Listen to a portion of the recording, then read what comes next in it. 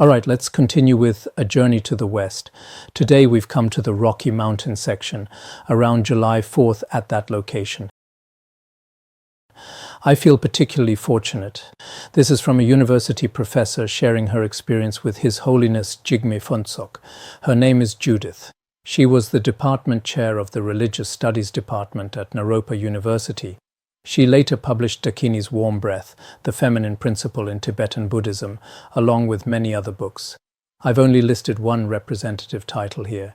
She has written many books. She was in the audience when His Holiness was giving teachings. This is how she described it. In the late summer of 1993, I attended a weekend retreat program with my husband, my mother-in-law, and young children aged 3 and 6 at Rocky Mountain Dharma Center. A weekend retreat. On Saturdays and Sundays, they often had weekend retreat activities. During these times, on Saturdays and Sundays, many people would come directly for retreat, then go back to work Monday morning. Many did this. At the time, we were quite envious. They would drive themselves, arriving Friday evening, doing retreat on Saturday and Sunday. Those nearby would leave Monday morning. Those from farther away would leave Sunday evening because they were very busy during the rest of the week. So at the time, we felt they were quite fortunate. Everyone had a car. Everyone was so free and at ease. Back then in China, even finding a shuttle bus was very difficult. So in this regard, even now, it's true that our side has also developed quite rapidly in this aspect. The program's guest teacher, using university terminology like visiting professor, she called him a guest teacher, was someone I had never heard of, except that he was rumored to be an important, unusual master fresh from Eastern Tibet. That was her impression at the time. Perhaps His Holiness wasn't so well known then. So she hadn't heard of him before. She said he was from Eastern Tibet. Over there they often refer to this region as Eastern Tibet, not just Tibet, from Eastern Tibet. When His Holiness Khenchen means great Khenpo, Khenchen Jigme Phuntsok swept into the tent with his entourage because she first saw His Holiness in the large tent. My breath was taken away by his sheer presence. He was physically large and imposing, wearing the simple and rough robes of a monk. Actually, they weren't that rough. She didn't quite know how to express it. You see, look at what His Holiness was wearing that day. It wasn't really that rough, but she described them as rough robes with no brocades in sight. That part is accurate. His face was weather-beaten and broad. Broad is accurate, but weather-beaten doesn't quite fit either, but perhaps Westerners often say this. His Holiness seemed to them like someone who had been on this plateau, weathering all kinds of hardships inside and out, hence weather-beaten. They often express it this way. Exuding the uplifted and open energy of enlightenment, he spoke on an elaborate shrine on stage, and his raw, earthy directness stopped my mind. This is the blessing of a true master. Some teachers, or those with even a little realization, even if they give teachings just once, or you meet them once, or even just read one of their books, there's an inexplicable blessing power. For some without such blessing power, even after listening for many years, 10, 20 years, it might not happen, it might not. But people may have a certain tendency. At our academy, after listening for 10 or 20 years, everyone might think, this is just how it should be. I spent about 19 years receiving teachings from my teacher, 19 years of receiving teachings. Sometimes I'd feel devotion, sometimes I'd feel quite lost. Every day it was like, time for class. His Holiness isn't going out today, he's here. Just that kind of feeling. But once His Holiness passed away, that feeling became completely different. He truly was a master with extraordinary blessing power. Masters are different. His body, his speech, his expressions. In many ways, he had warmth and charisma, an invisible power. This is actually very important. As a teacher or as a monastic, if one has genuine inner qualities, then naturally there will be an outer attraction. Their words will also be persuasive. No matter what they say, there's a special power to it. While I remember little of the details of Choje's teachings from the weekend, they were based on the predictions of the Kalachakra for the coming Dark Age. Now they say there are prophets from Brazil and India predicting something about this November and early next year, saying there will be more of this and that. These predictions have been spreading quite intensely. Who knows? We're half believing, half doubting. But sometimes they say 38 years ago, predictions about the Russia-Ukraine conflict, including the pandemic outbreak, The Brazilian prophet is said to be quite impressive. Who knows? The importance of propagating the teachings and the urgency to protect the integrity of the Dharma, he reminded us to fearlessly overcome obstacles to the Dharma and praised our teachers' incredible skill and foresight in bringing the precious teachings to the United States and Canada. Indeed, at that time there was a group of masters who had a tremendous impact on the West. That generation, Trungpa Rinpoche, Dilgo Khyentse Rinpoche, the legacy they left behind remains invaluable to this day. It's just a pity that later, although there have been some, those with such powerful presence who influenced so many people have been few. In the 70s and 80s, including the 90s, there was a generation of Tibetan Buddhist masters. It was the same in Tibet. At that time, there were truly authentic practitioners, a group of great, accomplished masters. They truly influenced an entire generation. After they passed away, the world was indeed missing something. Although there are many wonderful great masters, those who can truly persuade people, who can transform so many hearts, who have such power, such blessing, like His Holiness Jigme Phuntsok, Dilgo Khyentse Rinpoche, Dujom Rinpoche, including the 16th Karmapa, and at that time, Khenpo Kalu Rinpoche, Penor Rinpoche, and many others, including Dujom Rinpoche and some of his lineage disciples. There are some people now, but many of these old masters have aged. As for the younger generation, hopefully there will be some in the future. Otherwise, this age is indeed becoming darker and darker, isn't it? When we visit now, it's not very optimistic. Unlike Dharma centers in Tibet, monasteries there basically 10 years ago, 20 years ago, 30 years ago, if they weren't particularly flourishing, at least they maintained their original state. Many Dharma centers in big cities sometimes exist, sometimes don't. Sometimes it looks quite discouraging.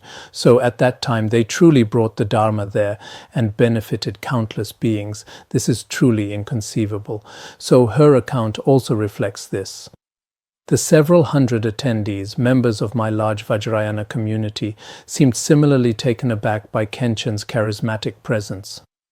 Our root teacher had passed 6 years earlier, referring to Trungpa Rinpoche, and without his guidance, the community was a bit fragmented and at sea. We yearned for his directness, kindness, and humor.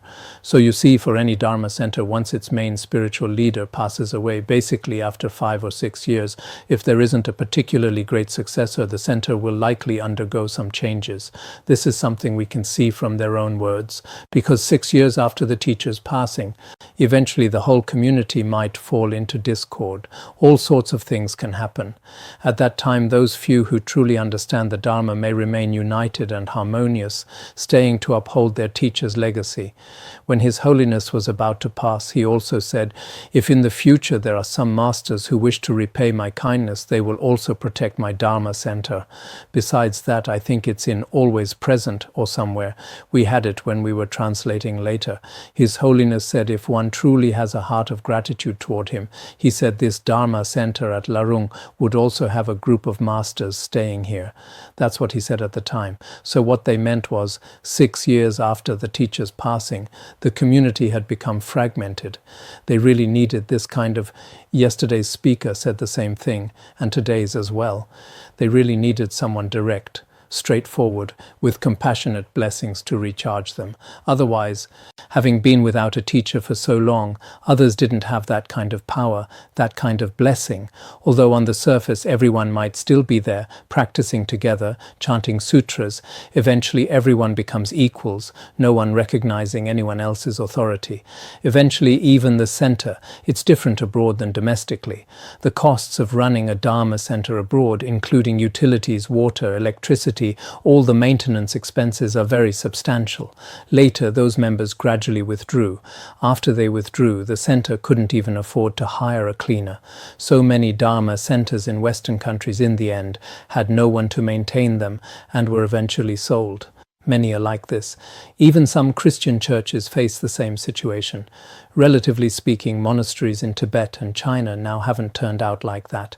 There weren't that many to begin with, but the incense offerings are quite flourishing. It's just that some have become like commercial venues, without any study, contemplation, or practice of the Dharma inside. Through the hospitality of our root teacher, we had hosted many other great teachers during his lifetime, including the most renowned teachers of Tibetan Nyingma and Kagyu lineages. Each of these teachers had their own distinctive qualities and teachings and bestowed their specific blessings on us as first-generation Vajrayana practitioners in America. They were the first generation. Actually, their country doesn't have a very long history. Buddhism doesn't have very deep roots there either. Didn't I mention yesterday? They don't have a deep cultural foundation in Buddhism. This is something those of us here can also relate to. You might think, I've been ordained for 5 or 6 years, but actually our habitual tendencies from childhood are very strong. If those tendencies were to battle against your monastic habits, 5 or 6 years would certainly lose. So if you grew up in a Buddhist family, you might have some advantages. So for us, if they were the first generation, now it should be the second or third generation. But by the third generation, basically there may be no Buddhist families left. These young people in the West are extremely pragmatic. So they've always been this way. And here they also invited many great Nyingma and Kagyu masters. I didn't mention names here. The reason I didn't is because she said His Holiness was even more, and then to mention those masters' names above might seem a bit disrespectful to them. Although she said it herself, it might still be misunderstood by others. So initially there were several masters' names, but in later versions they were removed. Each of these teachers had their own distinctive qualities and teachings and bestowed their specific blessings on us as first-generation Vajrayana practitioners in America. But none of these teachers had the particular kind of bold vision and charisma Khenpo Jigme Phuntsok manifested. This is probably true because His Holiness had experience in gathering disciples. So in any group, his boldness, the penetrating power of his words, and his influence were immense. When he said something, the response afterward would be very strong. So in this regard, other teachers, they may be accomplished masters, but in terms of gathering disciples the way His Holiness did, there were probably few in the West, because His Holiness truly, in terms of numbers, Khenpo Rinpoche had disciples across many countries, students from many nations. But in terms of numbers, probably not as many as His Holiness. So His Holiness's foresight and boldness, she kept praising it. In the years that followed, I began to follow the fragments of information and learned more about Khenpo Rinpoche, about his remarkable role at Larung Gar. Even after his death, he still has brought new vitality to many Tibetan practitioners. Not only Tibetans, but other ethnic groups as well, including the Chiang and Yi people from Aba, Han Chinese, Mongolians, Koreans, people of all ethnicities. That's what she said. It can be put this way anyway. Her words should be preserved. Some of what she said from outside. She still knows about the academy. After His Holiness passed, actually many people paid special attention to Larung Buddhist Academy, wondering what would become of it. They've always been watching from afar with various eyes, observing what would ultimately happen to the academy. It's always been like this. Whenever I go outside, whether it's academics, practitioners, or business people, many of them, some know even more than we do. Wherever we go, many people, they don't want us to teach anything else. When they invite me to various universities, they say, please tell us about Larung Gar. Larung Gar means the Buddhist Academy. Then I'd say, I just talked about it. There's nothing more to tell you. But they'd still ask me to talk about the situation at Larung Gar. There's not that much to say about Larung Gar every day. I feel particularly fortunate to have been in the presence of Choje and to have received teachings from him. Here too we have a group of disciples who were very fortunate to have met His Holiness. Some, although they never met him, have still received His Holiness's later teachings.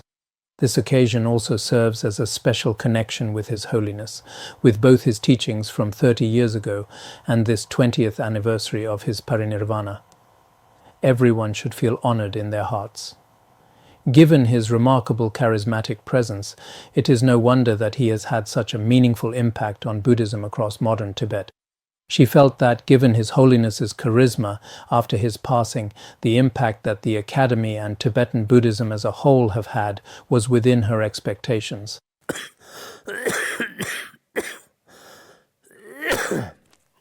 I was going to say a bit more, but let's stop here for today, shall we?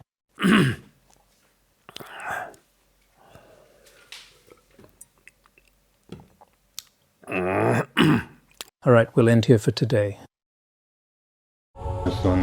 对但是会把你同你的咱们巴西这个那几让我去看这本从人抓小Larung Gar Badma Sodargye Larung Gar Badma Sodargye Larung Gar Badma Sodargye